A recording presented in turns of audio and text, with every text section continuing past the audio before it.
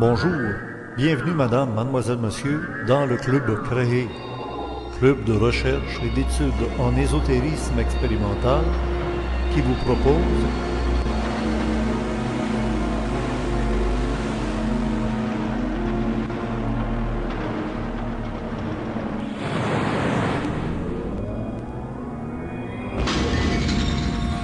à tous ceux et celles qui ont assisté à la conférence au début du mois de juin 2011, ainsi qu'aux abonnés à la salle 1106, la conférence qu'il nous a accordée à Québec sur le thème « Génie ou folie », donnée par M. Marc de la Salle, première conférence avec nous à Ésotérisme expérimental. Bonne écoute. Alors, Marc de la Salle, j'essayais de vous comparer un peu à Bernard de Montréal, que vous avez connu ou que vous n'avez pas connu. J'ai connu, oui. J'ai connu, j'avais probablement 30 ans à peu près. OK. Vous êtes allé assister à des conférences? Oui, Êtes-vous allé à un séminaire de Bernard? J'étais assisté à une conférence. J'habitais dans le nord de l'Ontario, jadis. Puis c'est ça, j'avais entendu parler de ce monsieur-là. Puis je suis déménagé à Montréal pour assister à cette conférence. Puis j'ai fait le séminaire un mois plus tard. Je savais déjà que indirectement je devais rencontrer quelqu'un qui parlait le même langage que moi. Ça fait que ça s'est présenté à cette fois-là. Donc, vous étiez déjà branché, connecté, avant de rencontrer Bernard? Déjà très jeune, je savais que j'allais écrire des livres et donner des conférences. Déjà très jeune, je savais ça. Mais je ne savais pas à quel moment que ça commencerait, mais déjà très jeune, je savais ça. À quel moment vous avez commencé à parler en public? À parler en public? Je crois que c'est la première fois que j'ai parlé en public, c'était en 2000 à peu près. J'avais lancé un livre parce que je suis dans l'enseignement. Puis je considérais que la jeunesse d'aujourd'hui n'avait pas tellement de barrières ou indirectement des routes à prendre pour se définir, surtout dans un système scolaire qui est trop énorme pour la jeunesse, pour la sensibilité. Donc j'avais écrit ce livre-là, puis j'avais donné quelques conférences à partir de ce livre-là. Le titre du livre? Comment encadrer l'adolescent. Ah oui. Oui. Vous travaillez d'ailleurs au secondaire au niveau des adolescents. Oui, mais déjà là, j'avais déjà un contact télépathique avec l'invisible. À partir tous mes livres, indirectement, et tout ce que je fais, c'est indirectement par contact télépathique. C'est pas nécessairement moi qui parle, c'est moi qui parle, mais indirectement, c'est, je dirais plutôt, c'est une vibration. La parole, tu as la parole ou tu ne l'as pas. Tu as rien à dire ou tu as quelque chose à dire. On s'invente pas la parole. Dépendamment de ce qu'on doit faire. Dans les textes sacrés, on n'appelle pas ça la parole, on appelle ça le verbe. Oui, effectivement, le verbe, oui. Est-ce que ça commence de dire le verbe ou la parole? Mais ça commence tout là. C'est la même chose. Il faut toujours adapter sa vie en fonction de la société dans laquelle on vit. Donc, le verbe a été utilisé dans ce temps-là, dans les livres sacrés, parce que ça avait une puissance vibratoire qui faisait résonner chez les gens. Mais aujourd'hui, si on dit le feu de la parole, je pense que les gens vont retrouver la même chose que le verbe. Le langage s'est développé pour s'ajuster à la sensibilité des gens d'aujourd'hui. On utilise le mot parole en anglais pour parler de payroll. Payroll, ça veut dire je m'engage à, je donne ma parole à. Oui, autrement dit, c'est la sincérité de l'être qui se manifeste dans le payroll, tu sais, quand on dit ta parole. Alors, Marc de la Salle, le thème de ce soir ici à Québec, on est le vendredi 3 juin 2011, oui. Et en rapport avec un cheminement qu'on fait depuis plusieurs mois ici dans les rencontres, ce serait de parler, parce que dans les événements qu'on connaît, on ne sait plus sur qui se fier. L'explosion après le tsunami, le raz-de-marée Fukushima au Japon.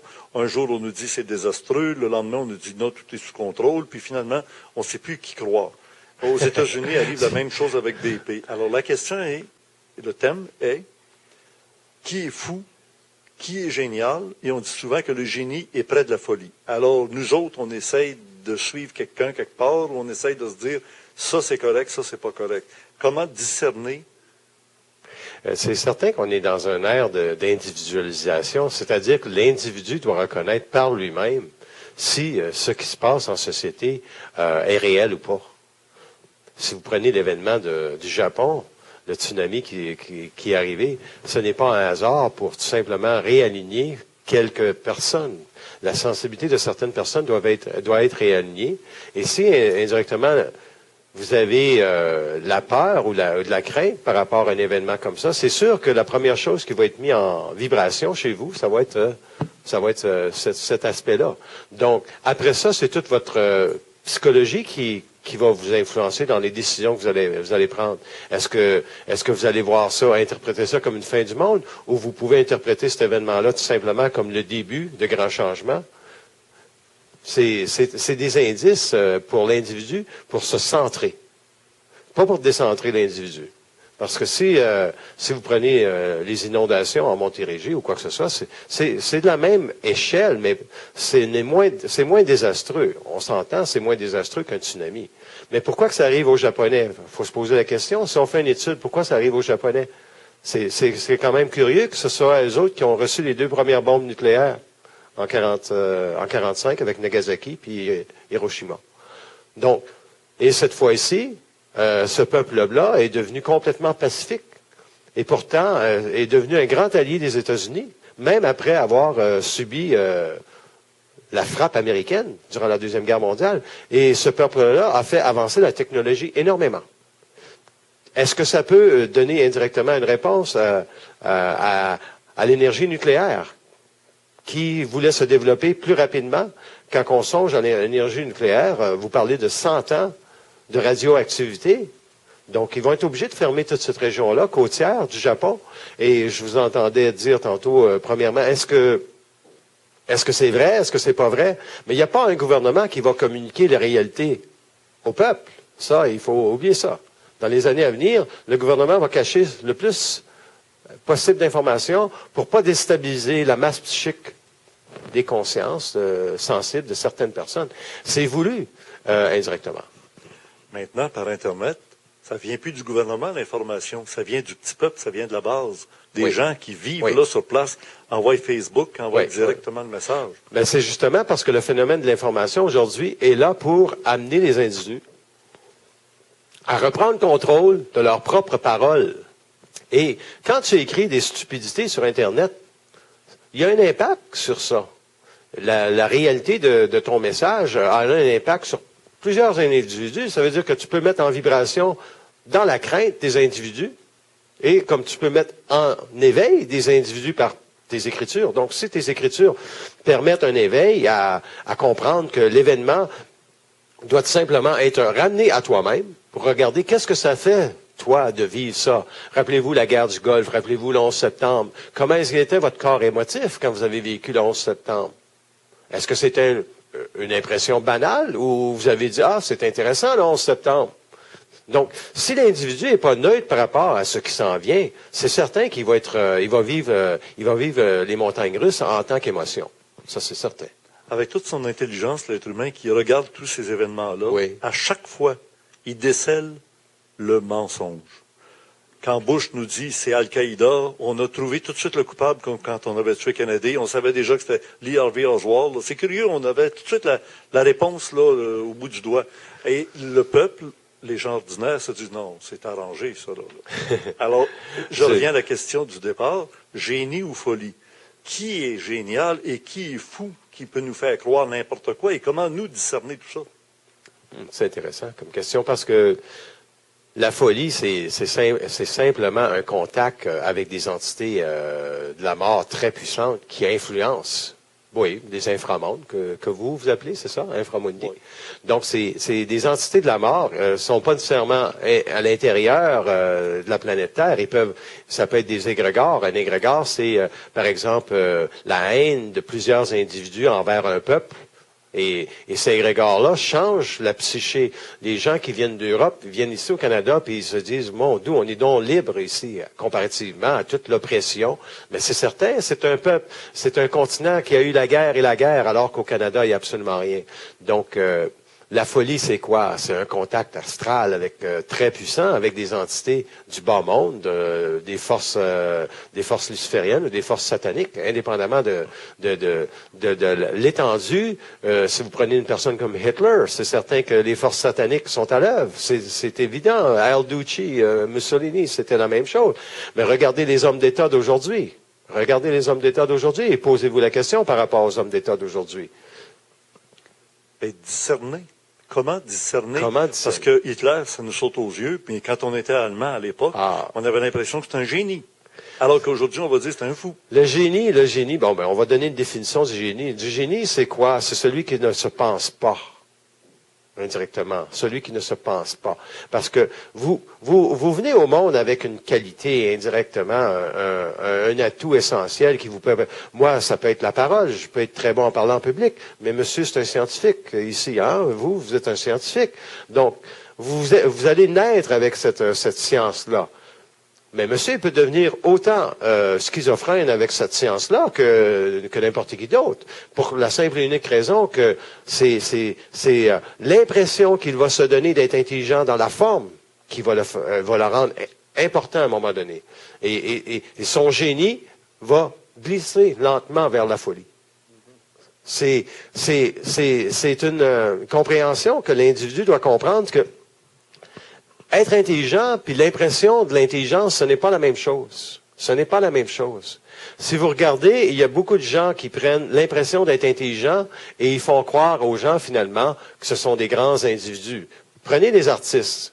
Prenez un symbole comme Lady Gaga, qui est très populaire. OK? On ne peut pas dénier que c'est un phénomène au niveau de la masse planétaire, cette dame-là. OK? Mais elle se considère intelligente et tous les gens qui sont autour la considèrent intelligente. OK? Elle a peut-être le génie de communiquer sa musique, mais est-ce qu'elle a l'intelligence de savoir qu'est-ce qu'elle crée à la population et à une société sur des années? Et c'est là la question. Hitler s'est jamais posé cette question-là. Il pensait honnêtement que c'était lui qui allait guider son peuple vers de grands sommets. Ben, à Ahmadinejad, c'est la même chose. Ahmadinejad, c'est la même chose. En Égypte, qu'est-ce qui se passe? Pourquoi l'Internet est si important aujourd'hui? C'est pour dénoncer toute la manipulation, pas nécessairement des gouvernements, parce que les gouvernements, ils peuvent cacher autant qu'ils veulent. Ça, c'est certain. Mais ils sont là pour dénoncer, tout simplement, tous ceux qui écrivent sur Internet, dénoncer indirectement la dictature de l'occulte d'un gouvernement. Ça se comprend, ça? La dictature de l'occulte d'un gouvernement? Oui. Donc, allez. Bon, on vit sous l'oppression d'un gouvernement démocratique. Bien, tout gouvernement, indirectement, n'est pas là présentement pour le développement de l'homme. Le gouvernement est là pour le développement d'une société de consommation. Regardez la Chine. Si la Chine attache autant d'importance à son développement industriel, au dépend de sa population, c'est parce qu'ils ont acheté le American Dream indirectement. Ils ont acheté le rêve américain, le rêve américain, c'était noble. C'est noble, comme la société française était noble dans le temps, avec les monarchies et tout ça. Mais chaque ère a son temps, ça dépend de l'intelligence des individus. Si l'individu n'est pas intelligent, on peut y faire passer, avaler n'importe quel cocombe. C'est très facile. Mais si l'individu devient le moindrement intelligent, il va développer son génie. Et c'est quoi son génie? C'est le discernement. C'est quoi le discernement? C'est de savoir si ce que l'autre dit est réel ou pas. Si c'est réel, comment vous allez savoir si c'est réel? Bien, indirectement, et on ne vous imposera pas une valeur dans cette réalité-là. Moi, je parle là, puis je ne vous impose pas de valeur. Je vous demande indirectement de prendre des points de repère de votre vie et de les placer un à un pour savoir où vous vous situez. Parce que le gouvernement va toujours vouloir vous demander à vous de servir la démocratie. Mais vous n'avez pas à servir la démocratie, servez-vous vous-même. Parce que vous-même, vous êtes votre propre royaume. Vous êtes votre propre démocrate. Moi, si j'étais, par exemple, en Syrie, je déménagerais. Je ne resterais pas là pour défendre les valeurs de Syrie. Je m'en irais parce que je sais que la Syrie va passer à travers des ombres difficiles. Des ombres difficiles, la même chose que le Moyen-Orient. Vous faites comme donc Albert Einstein, quand il était en 1932 en Allemagne, il a dit, moi, je sac mon camp d'ici. Hein? Rappelez-vous, il est allé en Angleterre, et après ça, il est allé aux États-Unis. Tout simplement parce que lui, il avait le génie de reconnaître que Hitler était fou. Déjà là. Mais il n'y a pas personne.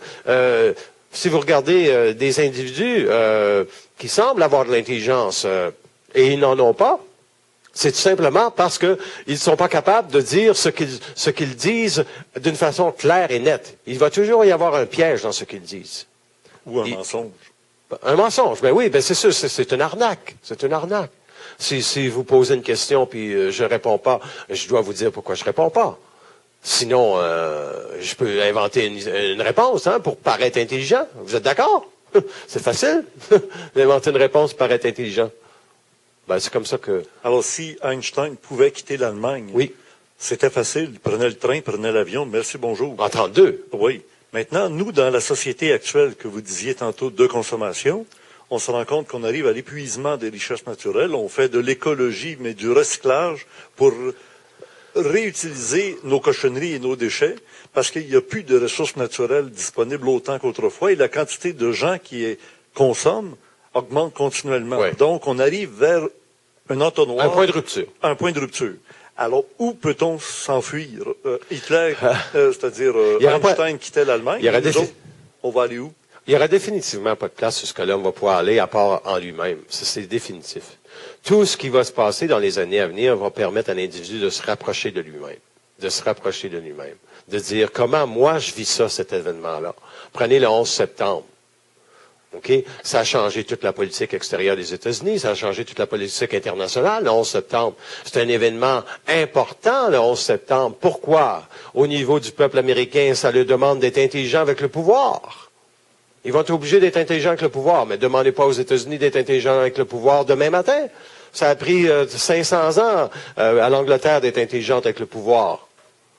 OK, il ne faut pas oublier que l'Angleterre sont responsables de l'esclavage. Donc, indirectement, si vous avez un peuple comme le peuple américain qui vit le 11 septembre, et ce sont eux qui vont être le gouvernement mondial indirectement avant qu'il y ait un ordre mondial plus grand, parce que présentement, il n'y a pas personne qui peut rivaliser avec les États-Unis. Oubliez ça. Donc, pourquoi que les États-Unis ont cette puissance-là? Ben, ça va servir à quoi? Ben, ça va servir indirectement à préserver la démocratie. Est-ce que la démocratie, c'est bien? C'est bien pour l'instant, mais ça sera pas assez dans 25 ans. Hein? On s'entend. Mais si vous regardez une valeur intrinsèque du Canada ou des États-Unis ou de certains pays dans le monde, et vous devez toujours regarder qu'est-ce qui se passe entre les relations hommes-femmes. Et vous avez vu que DSK s'est fait taper sur les doigts aux États-Unis. Ben, il faut comprendre aussi que le peuple américain est capable d'aller dans les deux sens. Dans le sens que il peut être très prude comme peuple. Mais ils vont devoir apprendre à gérer le pouvoir parce que c'est eux autres qui ont le pouvoir entre les mains pour les prochaines années. Donc, indirectement, qu'est-ce que ça donne? Ça va donner des excès de pouvoir et des ajustements. Et des excès de pouvoir et des ajustements. Donc, vous ne pouvez pas indirectement dire, ben, les Américains, ce sont les méchants et les Chinois, ce sont les bons. Vous ne pouvez pas dire que les Russes, ce sont les bons non plus. Il faut tout simplement faire un discernement, avoir son propre génie et dire, quel est l'enjeu politique de la Chine de ne pas avoir participé au vote de l'ONU pour la Libye? Quel est l'enjeu politique de la Russie de ne pas avoir participé au vote de l'ONU aussi? Pourtant, c'est un pays totalement loin de la Chine mais pas si loin que ça.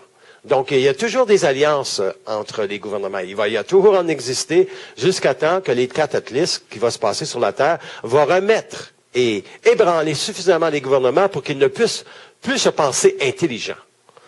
Les gouvernements se pensent trop intelligents et ils ne le sont pas intelligents. Pourquoi? Parce qu'indirectement, ils sont là pour servir le bien des corporations. Souvent, ils sont là pour servir le bien, indirectement, de la monnaie qui circule. Et cette monnaie-là qui circule va un jour vivre son Waterloo.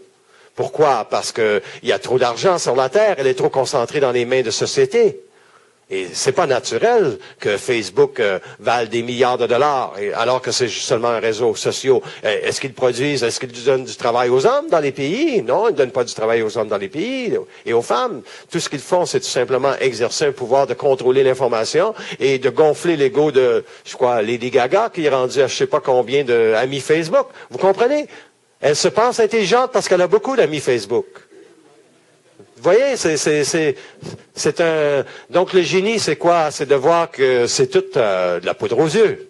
C'est ça, le génie. C'est de voir que c'est de la poudre aux yeux. La folie, ce serait de penser que Lady Gaga va apporter quelque chose d'intelligent sur la planète Terre. Ce serait ça la folie. De penser vraiment que, regardez la petite fille là qui a 12 ans puis qui va être Lady Gaga plus tard.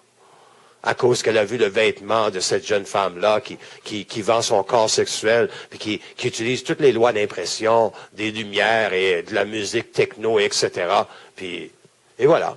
Et voilà, on est dans une société de folie parce qu'il y a des individus qui sont mis sur des piédestals et les gens ne reconnaissent pas que ce sont tout simplement des charlatans de l'intelligence. Je reviens avec le point essentiel Oui. sur lequel on se laissait tantôt. Si on ne peut pas fuir l'Allemagne comme Einstein, ça serait de s'en aller vers l'intérieur. C'est ça que vous avez répondu. Définitivement. Expliquez-nous le chemin à suivre pour aller vers l'intérieur. Oui, la première réponse que vous devez savoir pour vous-même, c'est établir qui vous êtes. Savoir qui vous êtes. C'est quoi votre talent? Indirectement, si vous savez votre talent, vous allez vous dire, je suis venu faire quoi, moi, ici, sur cette planète Terre-là? Comme monsieur est un scientifique, probablement, vous saviez très jeune que vous aimiez ça, la science. Donc, lui, ce monsieur-là, il peut bâtir sa vie autour de la science. Et tout ce qui va l'intéresser indirectement va lui permettre à avancer dans la structure mentale de qui il est. Et si on prend votre mot, s'il se pense indirectement plus intelligent qu'un autre dans cette science-là, il va devenir prétentieux.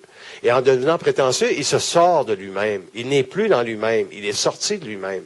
Donc, l'individu doit se savoir indirectement dans son talent. Vous êtes incarné sur la Terre, il y a toute une raison principale. Ça peut être pour vous libérer de vos parents qui vous ont emprisonné. Ça peut être d'avoir vécu un traumatisme très, très jeune et vous devez le triompher. Donc, si vous triomphez de ce traumatisme-là ou quoi que ce soit, quand un événement comme le 11 septembre se présente, vous n'avez plus rien à régler. Vous transportez plus cette charge émotive-là sur vos épaules d'avoir vécu un traumatisme avec vos parents. Donc, indirectement, vous pouvez regarder avec froideur l'événement parce que vous êtes libre dans votre vie. Donc, il faut que l'homme revienne à l'intérieur, il faut qu'il s'établisse, il faut qu'il se connaisse, il faut qu'il connaisse c'est quoi ses forces et ses faiblesses. Mais ne vous donnez jamais de défaut. Vous n'avez pas de défaut. Sachez que vous êtes en construction, en devenir.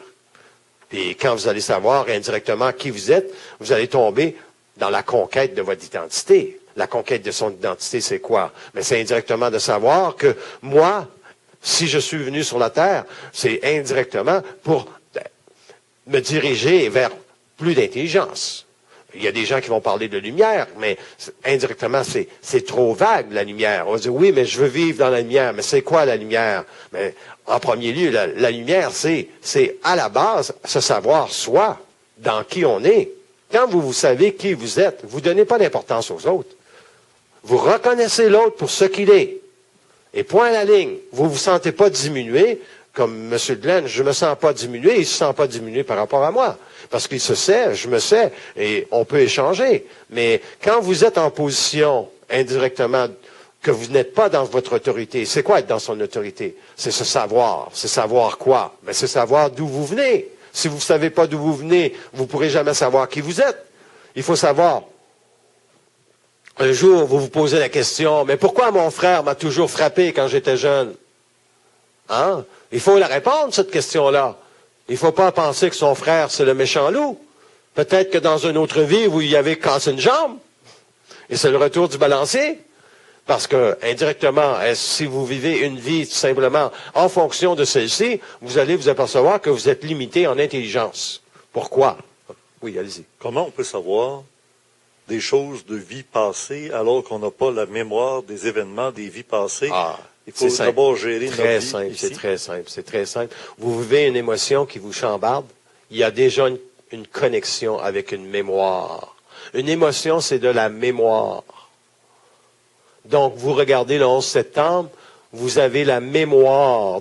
Parce que si vous vous mettez à pleurer, ben vous pleurez pas parce que c'est près de vous. Vous pleurez parce que vous pensez que c'est la fin du monde. Vous pleurez parce que vous, indirectement, êtes lié à une mémoire qui vous a permis, dans une autre vie, de souffrir énormément.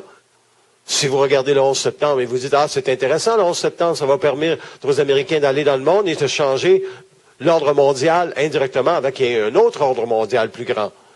Mais c'est nécessaire que les États-Unis aillent dans le monde. C'est nécessaire que les États-Unis aillent dans le monde. Vous ne voulez pas que la Chine vienne au Canada?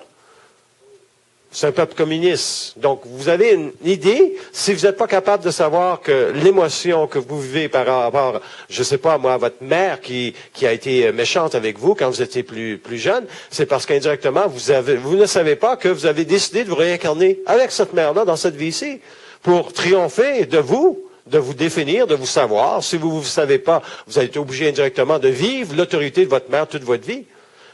C'est vraiment dégueulasse de voir des enfants qui arrivent à la fin de vie et ils ne veulent pas que leurs parents meurent. Ils disent, mais non, on ne meurt pas, là, je suis pas prêt là, pour que tu meurs, là.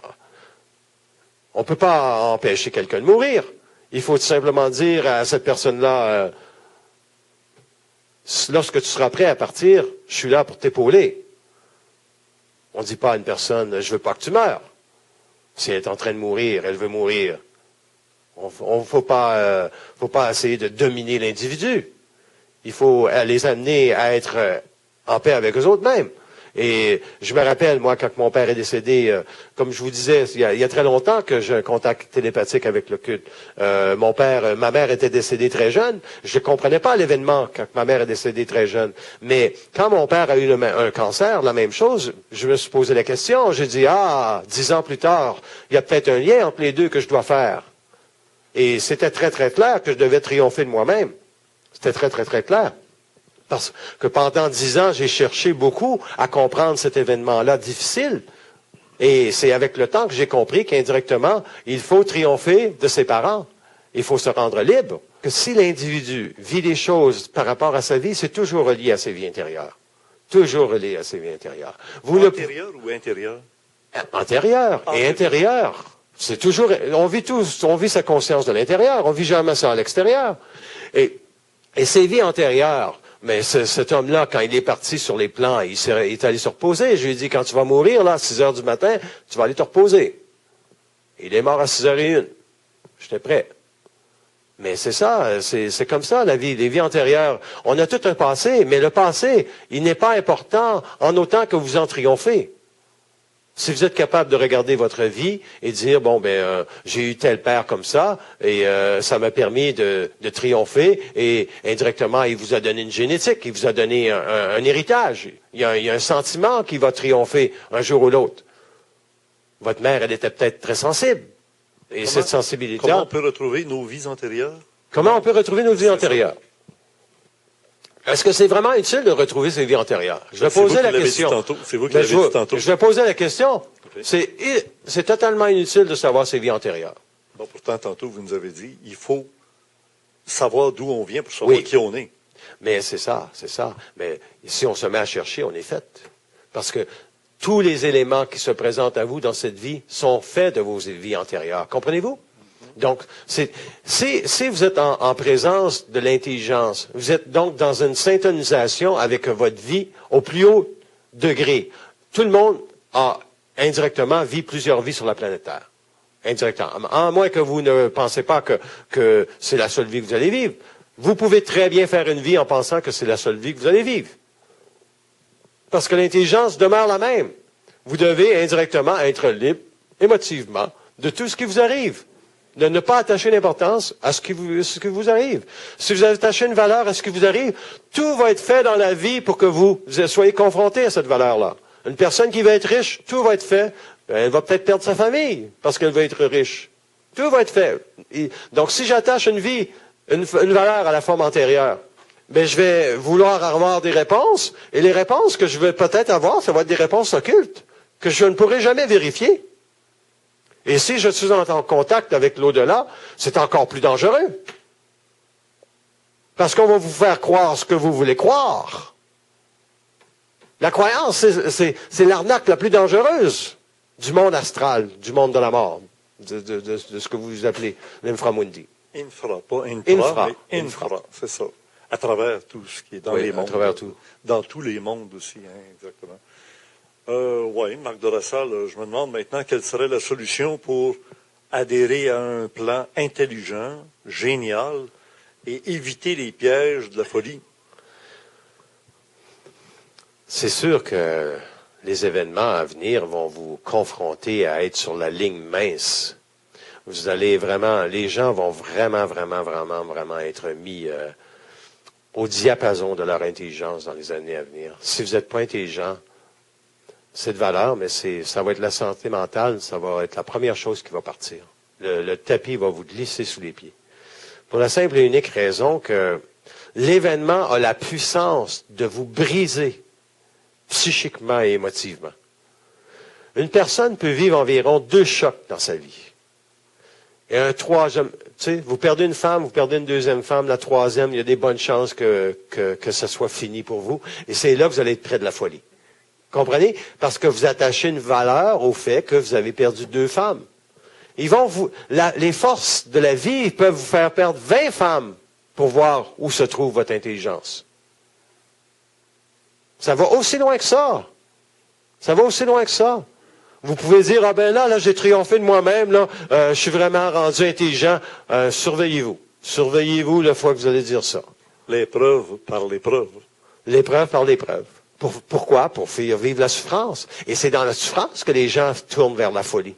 C'est too much. C'est trop. Ils ne sont pas capables de supporter l'événementiel. Et à un moment donné, ben, ils dérapent. Ils attachent une importance à une forme pensée qui descend dans leur tête. Et cette forme pensée-là, indirectement, là, on va leur dire, tu n'es pas capable de passer à travers ça. Hein? Un genre de pensée comme ça. Et quand tu as cette pensée-là, puis tu y crois, ben, la prochaine pensée qui va venir, c'est, tu es un imbécile. En général. Puis quand tu commences à penser que tu es un imbécile, tu es très près de la folie. C'est toujours l'histoire de celui qui dit le verre est à moitié plein oui. ou il est à moitié vide. Oui, c'est toujours ça. Savoir, parce qu'il y a des gens qui vont vivre des expériences terribles, pénibles, et ils vont quand même être optimistes en disant après la pluie, le beau temps s'en viendra. Et ce n'est pas une question d'être optimiste, par contre. Ce n'est pas une question d'être optimiste. Parce qu'être optimiste, ce n'est pas se savoir. Être optimiste, c'est vouloir donner une raison qui va nous aider à passer à travers l'événement. Alors que savoir pourquoi l'événement arrive, c'est différent. Il y a une nuance. Être créatif. Être créatif, ben oui, mais là, être créatif quand tu as les émotions virées à l'envers, qu'est-ce que tu crées? Tu crées du désordre, bien souvent. Parce que tu n'es pas sensible à l'environnement. Tu n'es pas sensible à ton propre environnement. Tu vas dire, bon ben là, je vais aller faire un voyage, là. Tu sais, il vient de t'arriver un événement, puis tu dis, je vais être créatif, je vais aller faire un voyage. C'est peut-être la pire chose que tu vas faire. Parce qu'indirectement, tu ne sais pas pourquoi tu vas en voyage. Okay? Ça peut être une forme pensée qui te descend dans la tête, puis ça dit, ah ben je vais aller faire un voyage. Et tu vas faire un voyage, mais indirectement, tu as fait un échappatoire. Mais ça, tu n'es pas obligé de le savoir. Il faut respecter l'homme dans son rythme d'évolution et dans son cheminement. Il n'est pas obligé de savoir qu'il a fait un échappatoire. Un jour, il va peut-être avoir une autre souffrance qui va s'ajuster. Ça dépend de l'agenda. Vous avez chaque individu a un agenda. Il y a des gens qui pensent qu'ils ont un agenda d'être intelligent. C'est pas un agenda, être intelligent. Être intelligent, c'est une vibration. C'est un état d'être. Un agenda, c'est un peu comme le maire Labo. Ça, c'est un agenda. Je vous insulte pas, là, j'espère. Ça, c'est un agenda.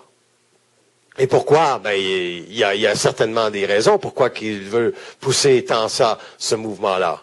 Mais c'est bon pour qui? C'est bon pour qui? Les riches? Hein? Pour les riches? Bon, voilà. Et ça peut être bon aussi pour tous ceux qui n'ont rien dans leur vie. Moi, j'aime beaucoup le hockey, mais vous n'irez pas me dire qu'il faut subventionner une équipe de hockey quand les gens, les salaires sont faramineux et l'individu en société a de la difficulté à vivre. Donc, il y a deux poids, deux mesures. Donc, est-ce qu'on peut établir indirectement qu'il n'y a pas de dialogue intérieur avec cet homme-là? Il y a seulement un dialogue extérieur qui indirectement s'est créé l'impression d'être intelligent. Parce que poser la question, c'est y répondre. Est-ce que le maire Laboum est intelligent? Il a l'impression de l'intelligence et il s'en sert très bien parce qu'il parle très bien, cet homme-là. Il y a une force de communication.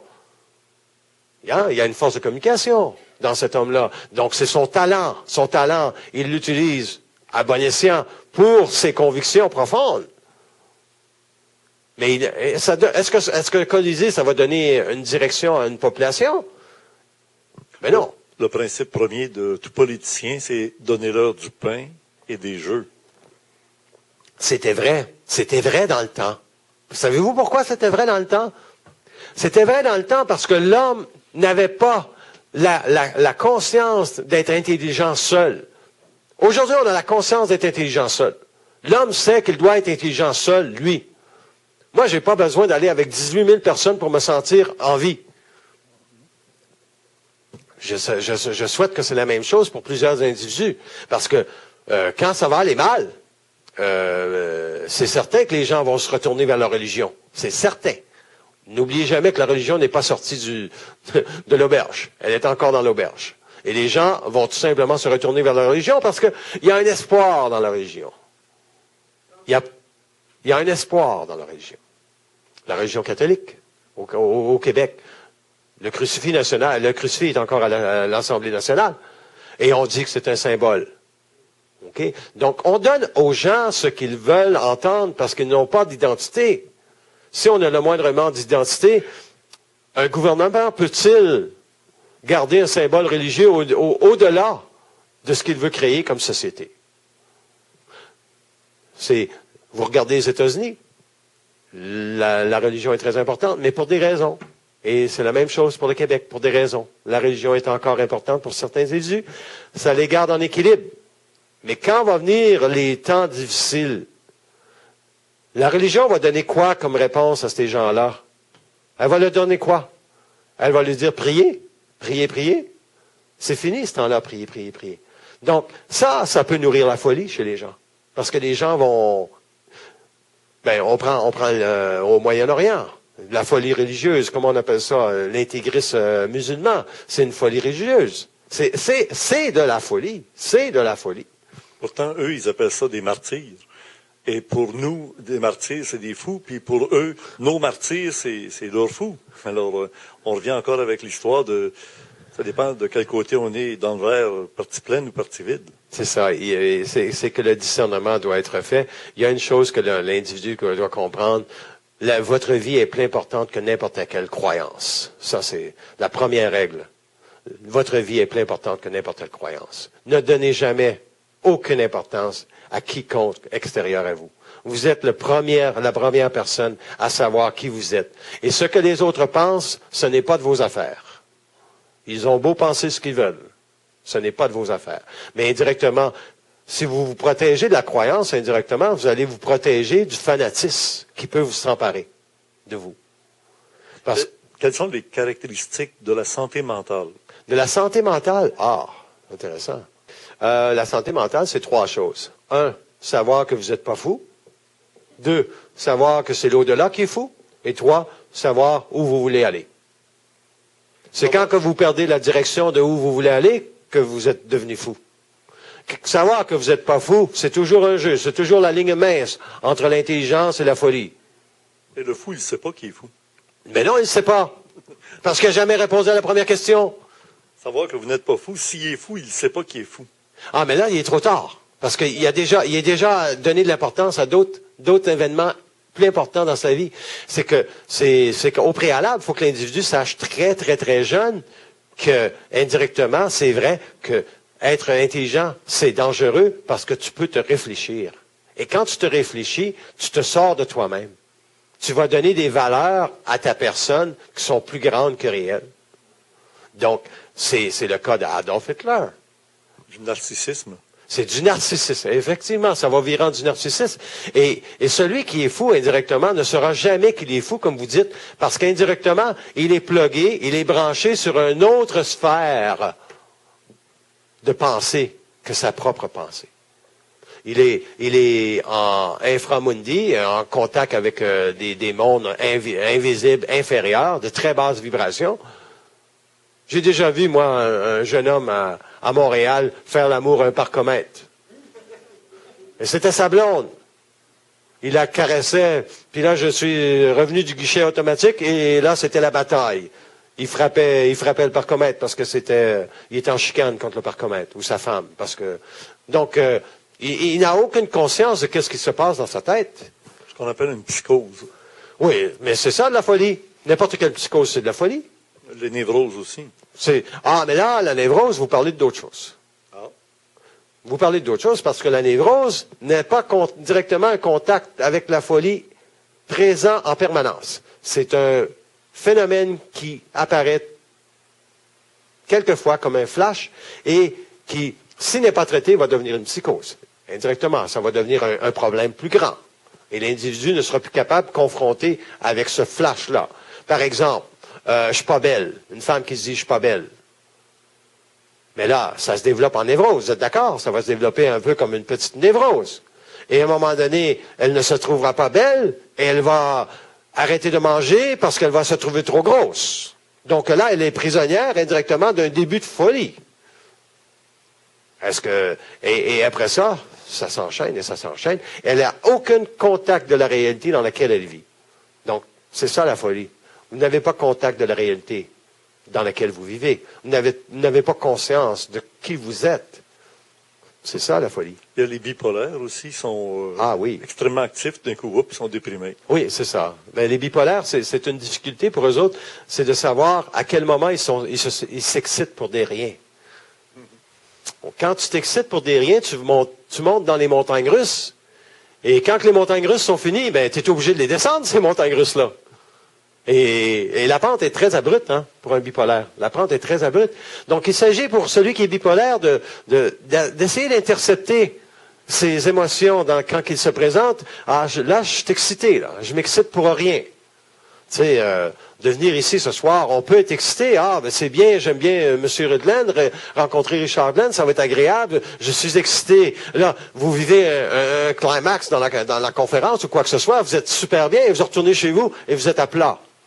Mais c'est normal parce que il faut que vous appreniez à vous calibrer. Il ne faut pas jamais être trop haut, jamais trop bas. Jamais trop haut, jamais trop bas. Et ça va vous servir dans le futur parce que quand il va y avoir un événement mondial qui va être difficile, vous ne vibrez pas trop haut, vous allez vibrer juste un peu. Et si vous vibrez un peu trop haut, vous allez dire, OK, pourquoi j'attache tant d'importance à ça? En disant, pourquoi j'attache tant d'importance? Vous allez vous calibrer. Vous allez calibrer vos émotions et ça va vous permettre indirectement de repartir à neuf. Donc, celui qui est bipolaire attache beaucoup d'importance à des événements, mais il ne comprend pas où il y a un mécanisme mental. C'est pas aussi simple que je le dis, là. Hein. On s'entend. Il y a des mécanismes occultes à travers ça. Moi, je ne veux pas faire un cours de psychiatrie, mais indirectement, les gens savent très bien que lorsqu'on parle de bipolaire, c'est une difficulté de vivre incommensurable. Tout comme celui qui est bipolaire a plus conscience de ce qu'il vit que celui qui a une psychose. Beaucoup plus. On nous dit, en pédagogie ou en psychologie, que les génies souffrent d'un grand mal de vivre par inadaptation de la société à leur capacité à ces génies-là. Regardez la vie de Mozart, regardez les autres génies. Ils sont ignorés, ils sont rejetés. Et voilà, parce qu'ils veulent être aimés. Émile Nelligan, André Oui, mais Mathieu, quand tu veux être aimé, c'est certain que tu attaches plus d'importance aux autres. Et tu veux être reconnu. Mais c'est toi qui dois te reconnaître. Le génie, c'est quoi? Non, mais ils sont souvent bafoués dans les centres, justement, des écoles. Ah, mais c'est parce qu'ils se présentent dans des... Le nivellement par le bas dans Oui, mais moi, je vais ici, si je viens à un événement comme ceci, ce soir, puis indirectement, on me manque de respect ou on me traite de tous les noms, je reviens pas. Je suis pas... Mon génie va me dire, t'as pas d'affaire là. T'as pas d'affaire là. Ça veut dire quoi, ça? Est-ce que ça veut dire indirectement que le travail que je fais, c'est pas bon? Ben non, pas du tout. Au contraire. Au contraire. Et les gens cherchent beaucoup la reconnaissance à l'extérieur d'eux autres mêmes. Ça revient à ce que je disais au début de la conférence, se savoir soi-même, s'établir, se donner une base de vie, savoir son talent et construire autour de son talent. On a tous un talent. Vous avez la parole, c'est très facile pour vous. Est-ce que vous abusez de la parole? C'est vous qui le savez à travers votre vie. Hein? Est-ce que vous avez fait des erreurs dans votre vie qui vous ont permis de dire, OK, ça, je peux plus utiliser ça, il faut que je relaxe un petit peu le pompon. Hein? Puis, en relaxant le pompon, ça permet un petit peu de se repositionner par rapport... Les gens ne vous comprendront jamais. Oubliez ça, les gens ne vous comprendront jamais, mais les gens peuvent reconnaître, par contre. Si vous dites ce que vous dites ou pas, c'est pas intelligent. Les gens sont assez intelligents pour savoir si ce que vous dites, c'est intelligent ou pas.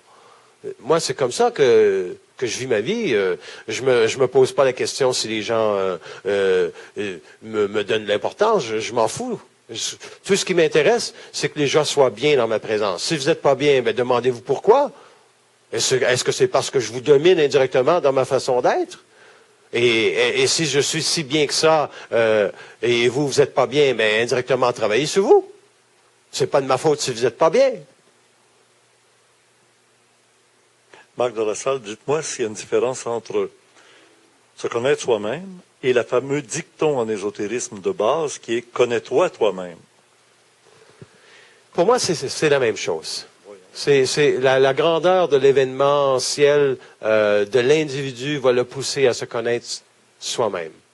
Et connais-toi toi-même, c'est aussi la même chose. Parce qu'indirectement, c'est la plus belle découverte que vous pouvez faire sur cette terre. Le reste, c'est toute la bullshit. Le reste, c'est toute la bullshit. Tu sais, de vouloir s'acheter une automobile flambant neuve de l'année, et si vous ne savez pas qui vous êtes, ça ne changera rien, à part que vous allez vivre un stress avec votre compte en banque, parce que peut-être indirectement, vous n'aviez pas à l'acheter, cette voiture-là, mais vous pensiez que vous pouviez l'acheter, parce que le voisin en avait une nouvelle. Ah ben là, connais-toi toi-même, c'est ça, hein? Je m'achète une voiture parce que lui en a une plus belle. Mais là, je regarde mon compte de banque, connais-toi toi-même, puis pose-toi les vraies questions, là.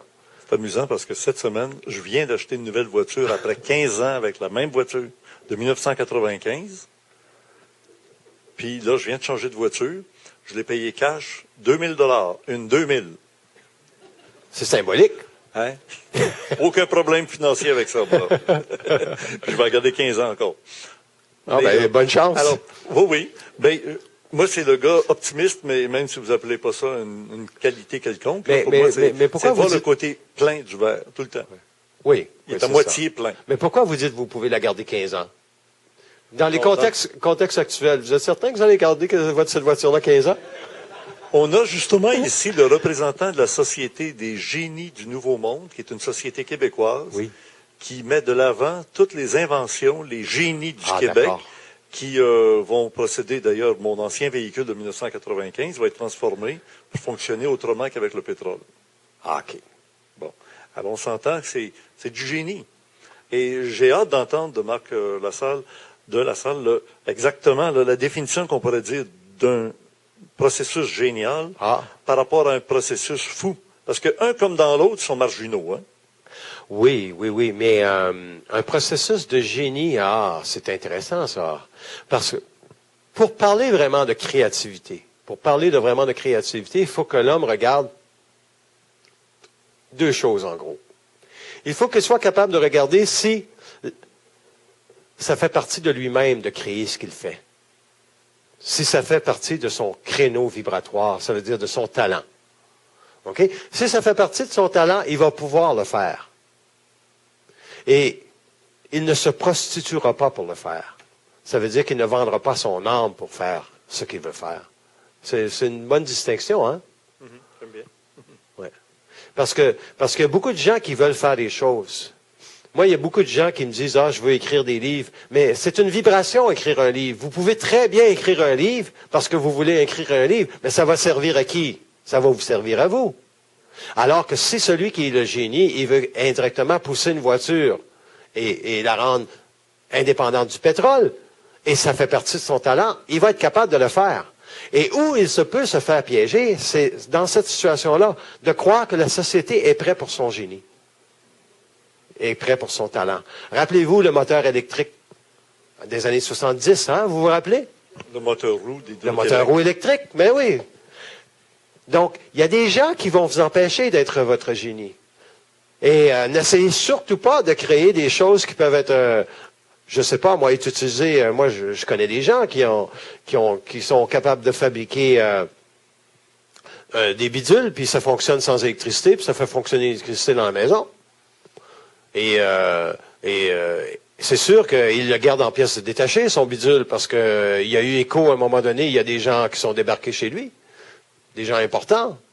Parce qu'on veut voir ton bidule. J'ai pas de bidule. Pour vous donner une idée, il y a des génies, effectivement, mais il faut se protéger de la société dans laquelle on vit. Moi, je me protège. Je fais pas des conférences publiques à la télévision. Je me ferai assassiner. Dire ce que je dis là. Il y a plein de gens qui sont pas prêts à entendre ça. Oh, parenthèse.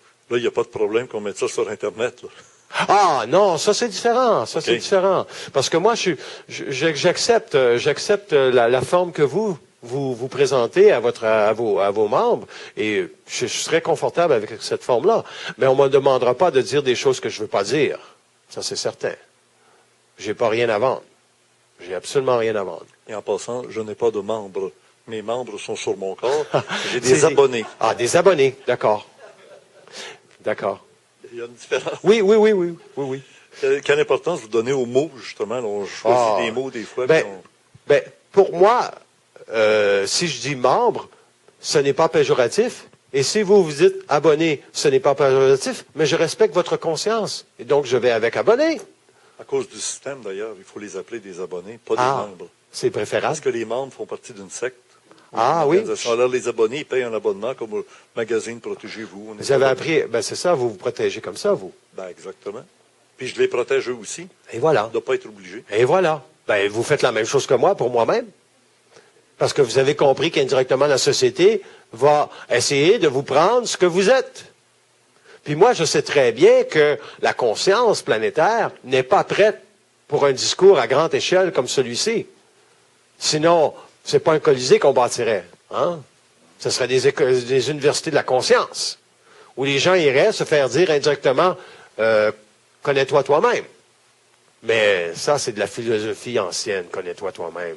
Mais là, on a besoin de centres pour des Lady Gaga. Ah oui? Oui, il y en a déjà beaucoup, hein. C'est triste, mais vous voyez aussi, on construit une immense scène pour U2 à Montréal au mois de juillet. Et ici, vous autres, vous avez les plaines d'Abraham qui sont pleines de concerts rock à tous les fois.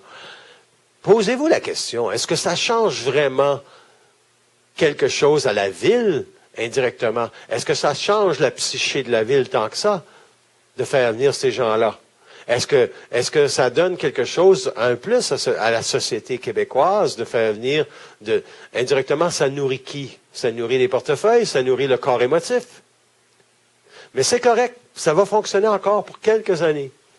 Pour quelques années. Soyez prêts à supporter beaucoup de non-intelligence dans la société dans les années à venir. Beaucoup de non-intelligence. La rage au volant, c'en est un, ça. Hein, la rage au volant, c'en est un. Le tatouage excessif, c'en est un. Le body piercing. Tout ce qui est un aperçu, tout simplement, de ce que tu penses être. C'est un aperçu de ce que tu penses être. Ton corps physique, c'est ton véhicule pour absorber le poids de l'intelligence. C'est pas pour absorber le poids de l'ego. Et présentement, c'est ce qu'on voit en société. C'est la valse de l'ego. Et Lady Gaga, elle valse. Puis il n'y a pas personne qui va lui dire qu'elle n'est pas intelligente. Et prenez Justin Bieber, un autre phénomène. 16-17 ans. Qui fait tomber les filles comme les Beatles les faisaient. Ça ne change pas la conscience, hein? On a un sérieux problème d'intelligence, de reconnaître c'est quoi l'intelligence. Donc, la folie, c'est un peu ne pas savoir qui on est, et l'intelligence, c'est de savoir exactement où on s'en va. C'est ça, l'intelligence. C'est l'homme qui fait le moteur que vous parlez, c'est où ce qui s'en va avec ça, et il est capable de voir qu'indirectement, s'il va un petit peu trop public avec ça, il va se faire taper sur les doigts. Il n'est pas intelligent s'il ne s'ajuste pas. Parce qu'il doit connaître le rythme de la société. Mozart ne connaissait pas le rythme de la société dans laquelle il vivait. Il ne le connaissait pas. S'il l'avait connu, il n'aurait pas vu une vie de débauché comme ça. Il aurait vu une vie... Mais il ne faut pas oublier que Mozart a créé pour l'homme, pour des années à venir, une grande vibration par rapport à la sensibilité de l'individu qui lui permettait de se mettre en équilibre plus facilement grâce au son de la musique. Mais les sons qu'on entend aujourd'hui, ce ne sont pas les sons de la musique. C'est les sons du bas monde astral, c'est le son de la noirceur. Si je dis Go to Hell dans ma chanson, indirectement, c'est loin d'être intelligent. Mais la musique peut transporter les individus. Morricone fait de la très, très belle musique de film. Les individus, il y a des individus qui font... Vous prenez Richard Desjardins au Québec. Il ne se prend pas au sérieux. En ne se prenant pas au sérieux, il fait déjà de la musique plus adaptée à une société dans laquelle il vit. Parce qu'il veut pas, il veut pas avoir des impressions, il veut pas créer des impressions chez les individus. Il se sait, lui, il aime faire de la musique, il fait de la musique. C'est la même chose que Félix Leclerc. La même chose que quel autre grand chanteur, peut-être, il n'y en a pas d'autres, hein, à part Félix. Puis Desjardins, il n'y en a pas d'autres. Les autres se réfléchissent trop. Jean-Pierre Ferland, il veut être le meilleur. Il veut séduire encore. Il veut dire séduire son public. Félix Leclerc n'a jamais voulu séduire son public. Pardon? Ah, Gilles Vigneault, effectivement. Il y en avait un troisième, et c'est celui-là. Et voilà. C'est ça. C'est ça. Il n'y en a pas eu beaucoup, hein? Rappelez-vous ici à Québec l'événement de Céline Dion avec Ginette Renault. Il y a 2 ans. Et Ginette Renault descend sur scène. C'est elle, la chanteuse.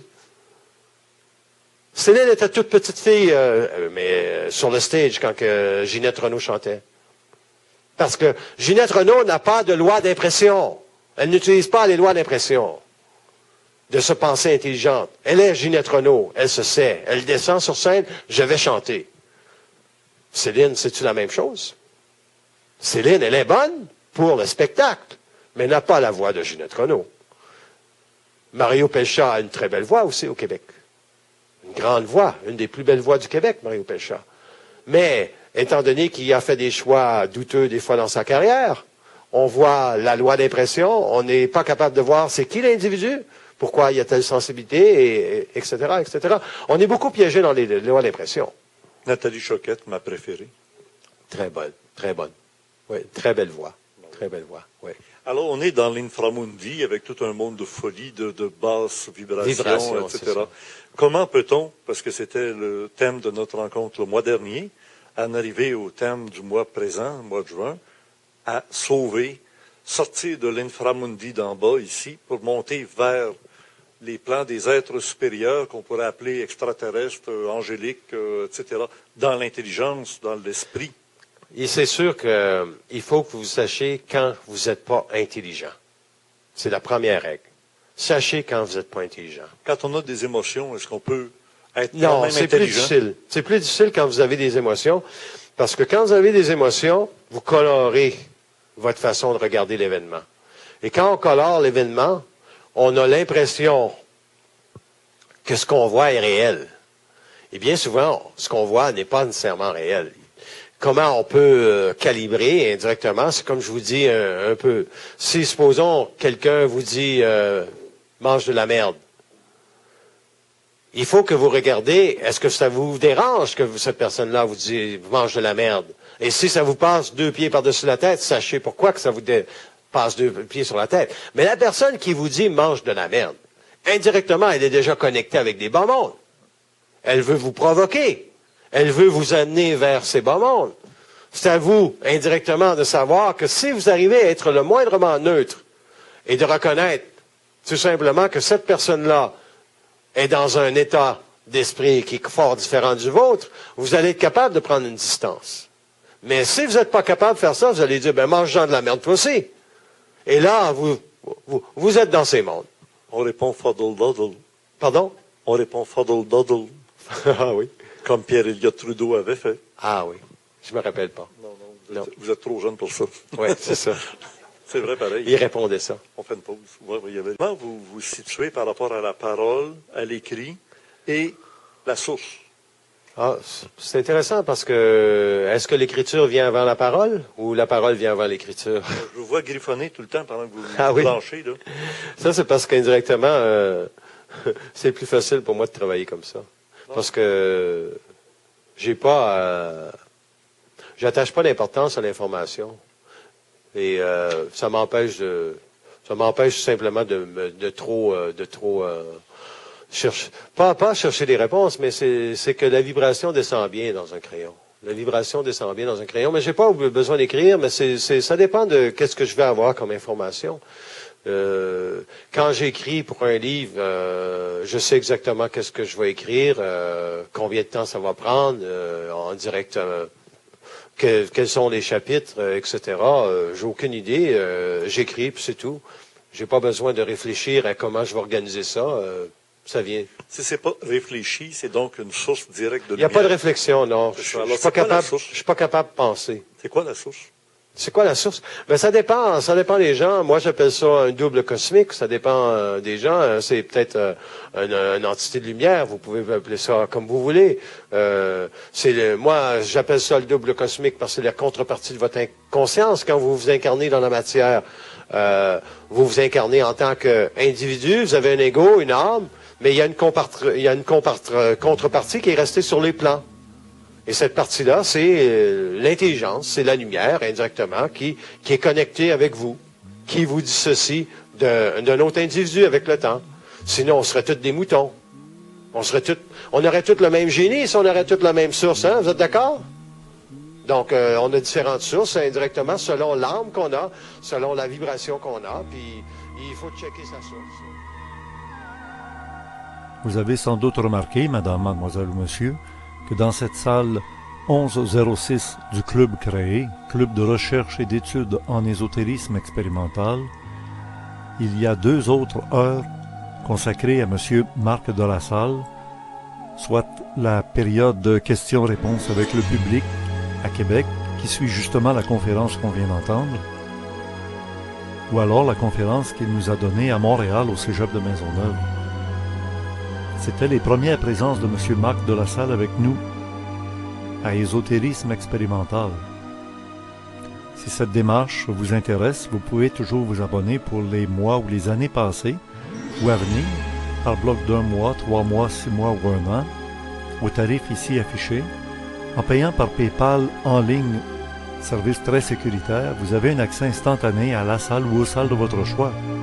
Ou alors par la poste avec un chèque ou un mandat postal libellé au nom du club créé, à l'adresse Club créé, case postale 52 Belleuil, J3G 4S8, ou alors en assistant à la conférence au début de chaque mois à Québec à l'Université Laval au pavillon Adrien Pouliot au local 2341, le premier vendredi du mois de 19h30 à 23h, ou le dimanche qui suit le premier vendredi du mois à Montréal au Cégep de Maisonneuve, 3800 Sherbrooke-Est au local B4417,